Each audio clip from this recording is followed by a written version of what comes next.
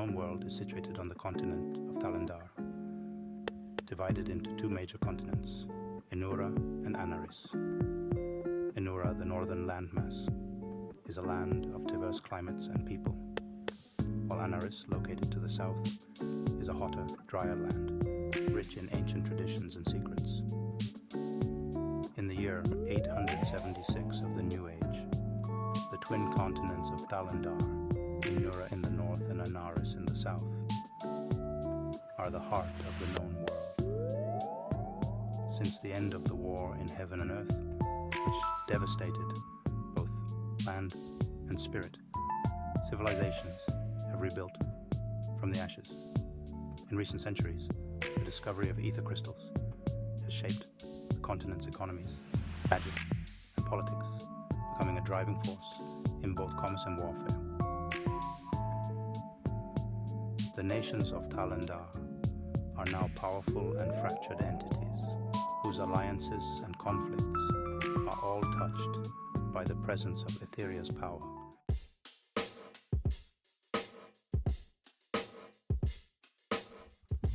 The rugged Kingdom of Findia lies in the far west of Enura, bordered by the cold azure sea. Findians are a tough, seafaring people descended from Viking-like warriors who value honor, combat, and survival. Their capital, Northim, is a fortified city, where the king rules with the strength of an ancient bloodline. Constant skirmishes with the neighboring Orcish kingdom of Uthgard have forged a militarized society, where nearly every citizen is trained for battle. The Findian fleet controls much of the western sea trade, and their warrior merchants are known for their fierce negotiation and even fiercer loyalty to their land.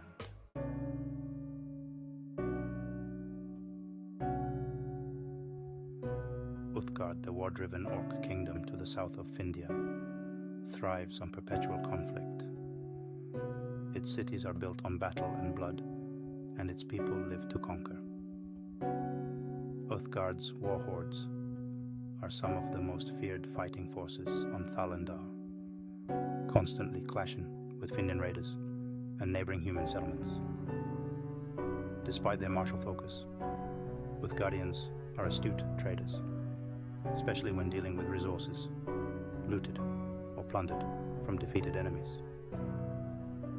The Orcish capital, Krumkraz, is a heavily defended fortress city, with vast fields where the war hordes gather and train. Uthgard's trade revolves around plundered goods and mercenary contracts, often in high demand by other nations in need of brute force.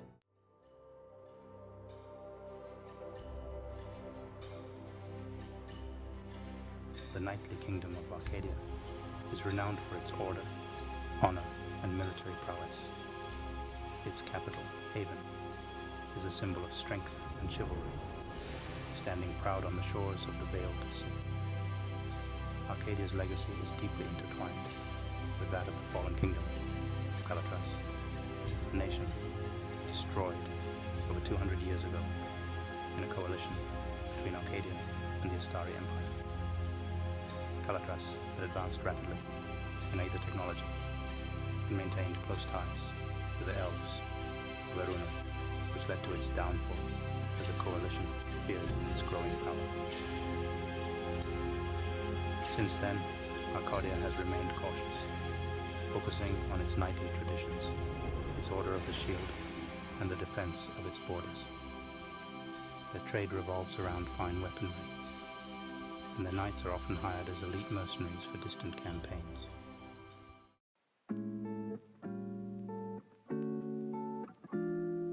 A collection of coastal city-states in the northeast, Republi Sol values trade, commerce and diplomacy above all else. Its most influential cities, Kotos and Marmaro, control the lucrative routes across the North Sea, forming the backbone of Thalendaar's commercial network, while each city has its own leadership. The Sol Council unites them in matters of defense and foreign policy. The Sol Navy is a powerful force on the seas, tasked with protecting trade routes and fighting off pirates. While they avoid direct military conflict, Republi Sol is known for using its wealth to influence neighboring powers and maintain peace. Their merchants are skilled in obtaining exotic goods from far and wide, ensuring that the Republic remains prosperous.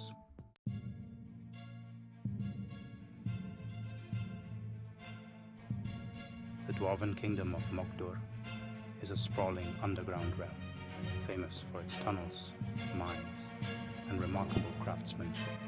The capital, also called Mok Dur, lies beneath the mountains, close to the Findian city of Mokheim, which serves as the above-ground entrance to the kingdom. Mok Dur dwarves are master miners and artisans, and their kingdom is vital to Thalendaar's economy.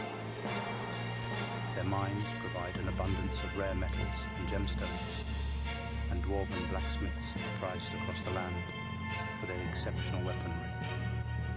The shield guards of Mok Dur are a small but formidable fighting force, with heavily armored warriors who guard their tunnels and trade caravans. To the east lies the Great Steppe, a wild and dangerous land that often tests their defenses against raiders.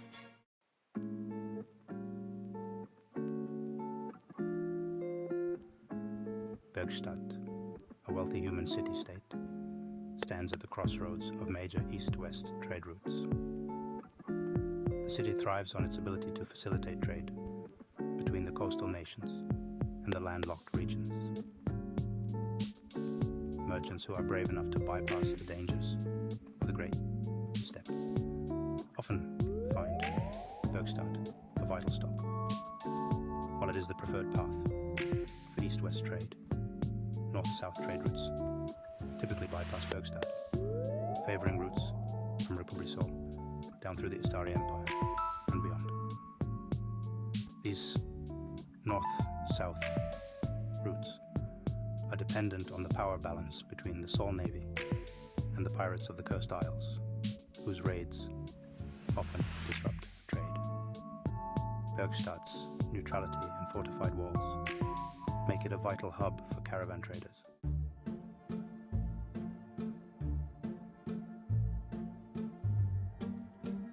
The elven kingdom of Eruinun, also called Alvheim by outsiders, lies in the heart of the eastern forests. The elves are highly magical and deeply attuned to nature.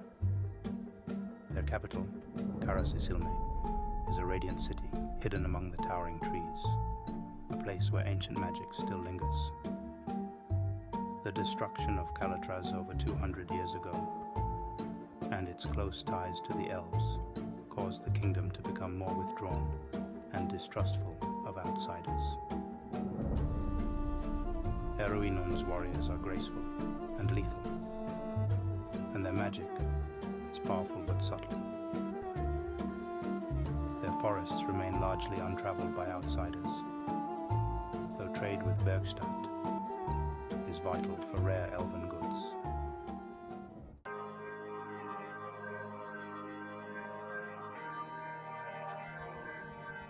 Far to the south, the jungle of Koil Geasa is a land of mystery and danger.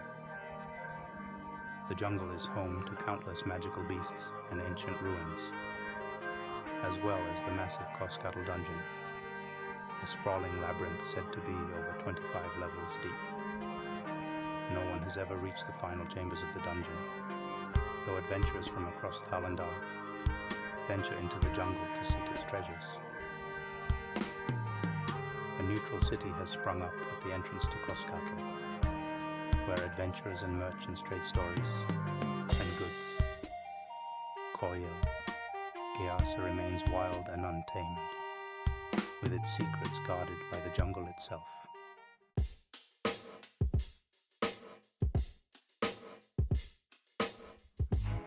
Straddling the lands between Enura and Anaris, the Istaria Empire is a strict military dictatorship with ambitions of expansion. The Empire's legions are among the best disciplined and most feared on the continent, and its emperor rules with absolute power. Istar, the imperial capital, is a city of towering walls and grand temples, where the military and state are intertwined. Istaria is always on the lookout for opportunities to expand its borders, and its wealth is derived from conquest, tribute, and the abundant natural resources found within its territories. Trade within the empire is heavily regulated, and outsiders are closely watched.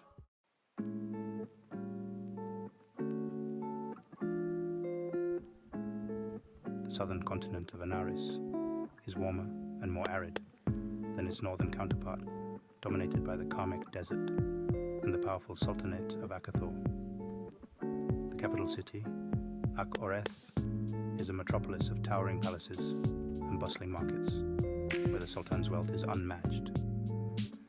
Akathor controls vital trade routes across the desert, and its caravans travel far and wide, bringing exotic goods to the rest of Thalendaar.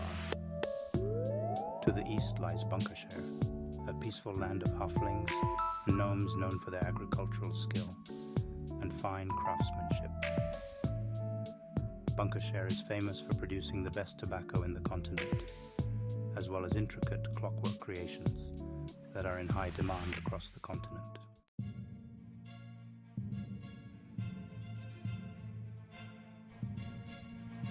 Ether crystals are not merely sources of power, but remnants of Etheria's bond to the planet.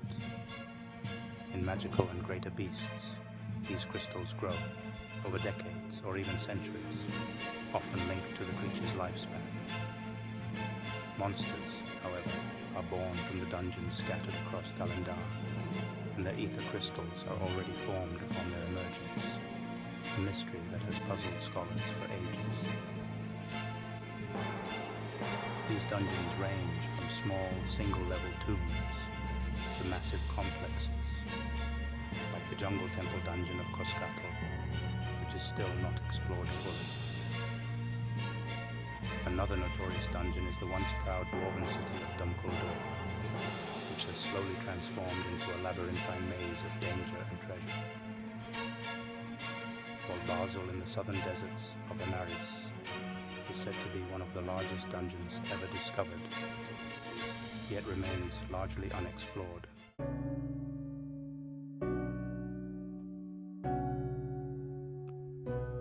To the east of the Veiled Sea, the known world fades into mystery and legend. Beyond the shimmering horizon lie the distant, fabled continents of Elan and Jovari, lands cloaked in secrets and shadow.